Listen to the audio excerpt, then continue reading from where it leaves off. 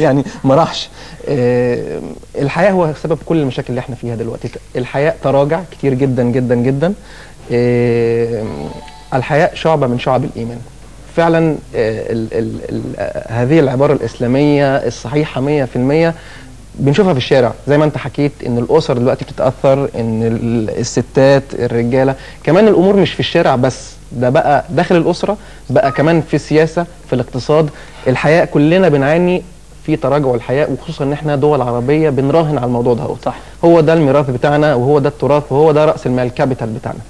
الحياء تراجع. انا مش هضيف جديد لان احنا كلنا بنشوف اللي بيحصل في الفضائيات، في العري كليب، الفضائيات الثانيه. لكن في ظل عدم الحياء من القنوات دهيت، في قنوات بقى عندها التزام وحياء وتميز، لا زالت محافظه يمكن على الروح التقليديه للعرب والاسلام. يمكن احمد خلينا نتكلم شويه، انت من الناس اللي يمكن ما شاء الله، يمكن خلينا نقول للشباب احنا قاعد نتكلم عن الحياء ويمكن انحرافهم الى طريق الجانب الاخر والشغلات التافهه، سوري في هذا اللفظ يمكن. لكن احمد ما شاء الله في صغر، يمكن مع الرغم من صغر سنك انك حصلت جوائز كبيره في المجال الاعلامي، فنتكلم عن بداياتك وعن هذا الموضوع بالتحديد.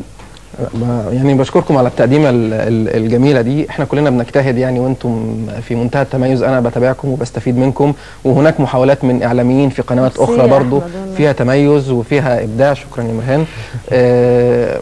يعني انا اجتهدت في اول ما دخلت الاعلام في نهايه التسعينات سنه 98 ان احنا دايما كاعلامي او اي حد في اي سيكتور في اي قطاع بيحاول يتميز. فكان لسه موضوع الاي تي والهاي تك والتكنولوجي ده لسه مش واضح.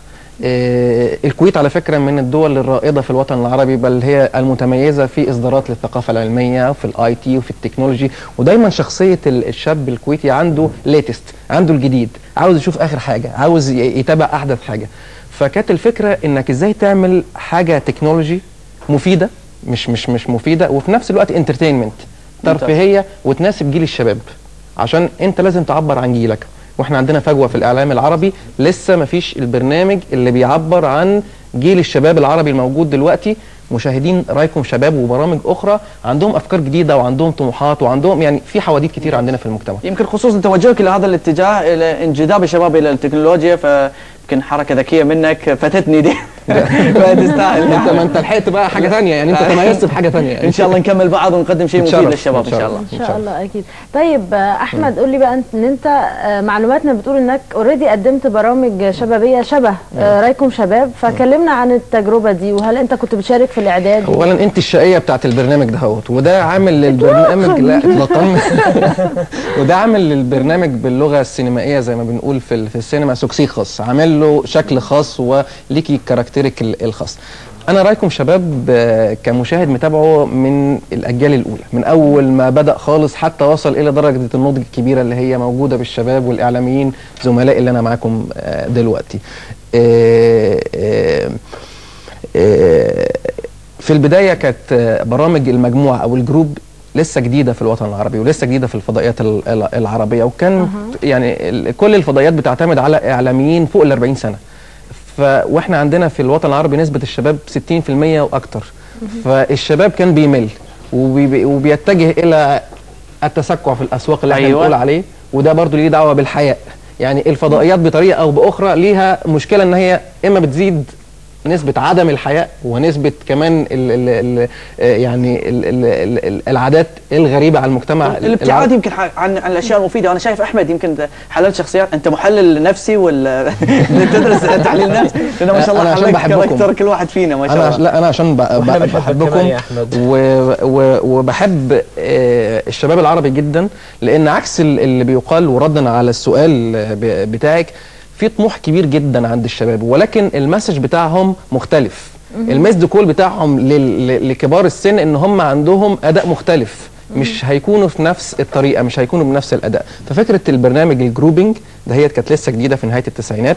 كان في قناه زميله اللي هي قناه زين، اللي هي للاسف اغلقت فيما بعد، كانت مميزه في هذا الاداء. واحنا في التلفزيون المصري في قناه النيل الثقافيه القناه اللي طلعتني واللي انا بعتز بيها جدا. بدانا فكره ان احنا نعمل برنامج جروبنج شبابي نتكلم فيه عن قضايا الشباب، عن مشاكل الشباب، نعمل دبل كليك مش كليك على اي حاجه توجع الشباب في هذا المجتمع. طيب بما ان انت متابع لبرنامج رايكم شباب، شنو نقاط الضعف اللي تشوفها في البرنامج اذا كان هناك نقاط ضعف؟ ليه كده؟ ايه الاسئله دي يعني؟ انت محلل ما شاء الله عليك، فان شاء الله نستفيد يعني. عفوا يعني. اولا انا مستفيد من وقفتكم في الاستوديو مشاهدينا، من طريقه تعاملكم مع الكاميرا، من الترتيب بتاعكم اللي انتوا داخلين فيه قبل التصوير. هنا بنقل للساده المشاهدين ازاي التراتبيه اللي عندهم هنا هوت، من الوقوف في الاضاءه، من يعني في روح عمل هنا هوت يعني لازم اوضحها، موجوده عندكم من هوت. انا شفتها انا في الكواليس كمشاهد، هي اللي بتطلع الشغل الجميل اللي انتوا عاملينه ده هوت. برنامج رايكم شباب برنامج انا شخصيا بيعرفني وانا في مصر عن فكر الشباب في الكويت والاراء، وخصوصا ان التشابك واحد بين كل الشباب العربي. بستمتع بروح جميله، روح شابه متميزه.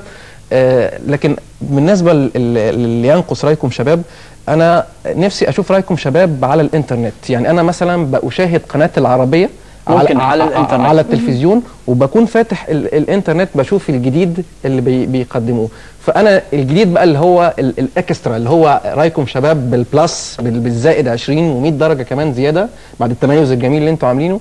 نفسي اشوف رايكم شباب فيرجن تاني بيبث على الانترنت. يعني انا بشوفكم انتم بتقدموا البرنامج كده، وعلى الانترنت في نفس الوقت بشوف معلومات تانية، بعمل شاتنج مع مشاهدين بيحبوكم، بتلقى معلومات جديدة عن الحلقة القادمة اونلاين، او بتدخل في معلومات جديدة. ميرسي قوي يا احمد، ونقطة لذيذة جدا. واحنا عموما يعني بنقول لك وبنقول لكل المشاهدين ان احنا فعلا بجد قريباً في جروب رايكم شباب، الجروب العمل كله مش ساكتين. وانت شاطرة في الانترنت وفي الايميلز وعلى طول دايما يعني لا والله طول الوقت احنا بنقعد نفكر ازاي هنطور وايه اللي هنعمله جديد، وكل فتره بيكون عندنا حاجات جديده. يعني احنا ان شاء الله هنبتدي حاجات جديده، واللي هنبتديه جديد دلوقتي معاك يا احمد ان احنا هنلعب مسابقه الصندوق. هنسيبك شوي نلعب صندوق، هتلعب معنا ان شاء الله ومع المشاهدين اللي راح يكون معنا والاتصالات اللي معنا. خلينا نعطيهم تلميح نورهان على اللي راح يكون معنا.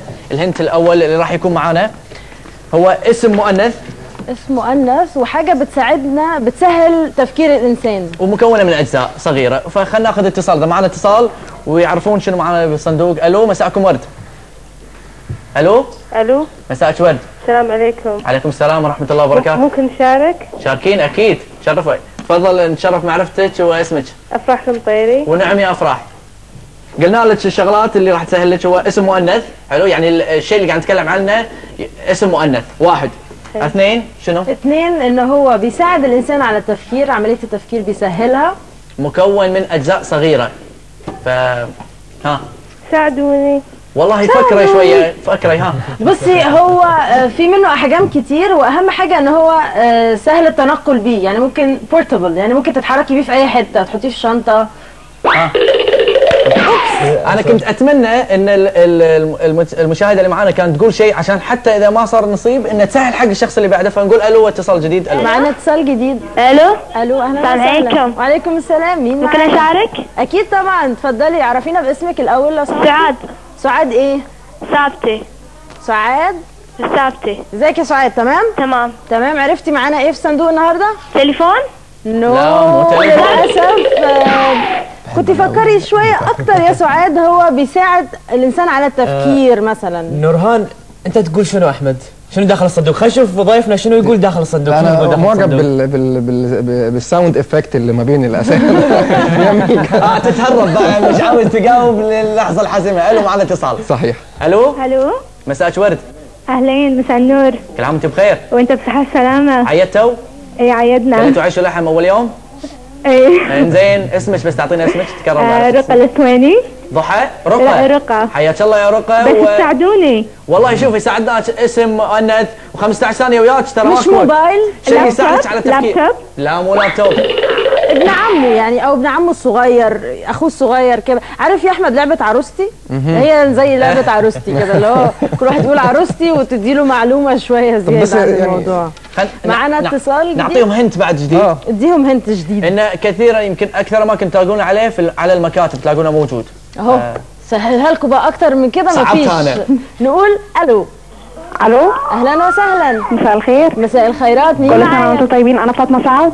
عفوا، انا فاطمه. فاطمه. اهلين. ازيك يا فاطمه؟ كل سنه وانت طيبه. وانتم طيبين. اخبارك ايه؟ تمام. انا معجبه جدا بالبرنامج بتاعكم كتير. واحنا معجبين بيكي عشان انت معجبه بالبرنامج بتاعنا. ميرسي يا فاطمه، كلك ذوق. ممكن اهني جوزي بالحجه، هو ان شاء الله قرب يوصل. ان شاء الله. ان شاء الله. وحاج واهني كل الحجاج واهل كلهم في مصر وفي قولي الكويت. بسرعه اجابه، بس بسرعه. ممكن بس كمان مساعده قبل ما اقول الاجابه. 5 ثواني ما فيش.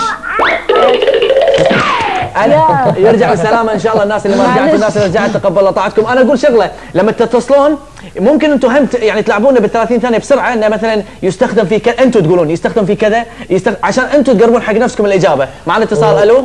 الو. الو، مساء الورد. مساء النور. الاسم؟ حصه الملا.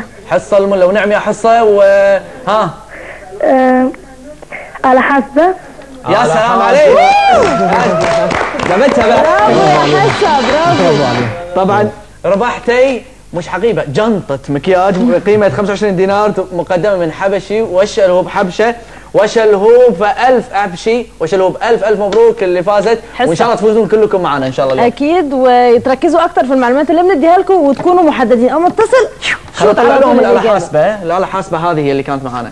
طيب قول لي يا احمد، كلمنا اكتر عن البرامج الشبابيه دلوقتي. هل انت بعدت عنها ومركز اكتر في برامج التكنولوجيه، ولا انت فين من برامج الشبابيه؟ انا عاوز اسالك يعني انت دلوقتي وانت هنا في الكويت بتتابعي الاعلام في لبنان وفي مصر وفي دبي، ولا خلاص بقى في رايكم شباب والصيت الجميل اللي عامله البرنامج مش بتتابعينها بقى؟ لا اكيد طبعا لازم الواحد يتفرج علشان يكتسب خبرات اكتر. طب قولي لي اهم 3 برامج بيعجبوكي في التلفزيون المصري غير البيت بيتك الشهير في القناه الاولى المصريه. انا هقول لك على حاجه يا احمد عشان اكون صريحه، انه انا كتير وقتي مشغول. فلما بتفرج على التلفزيون انا بفضل اتفرج على برامج اجنبيه. انا بحب احمد السقا مع احترامي الكبير.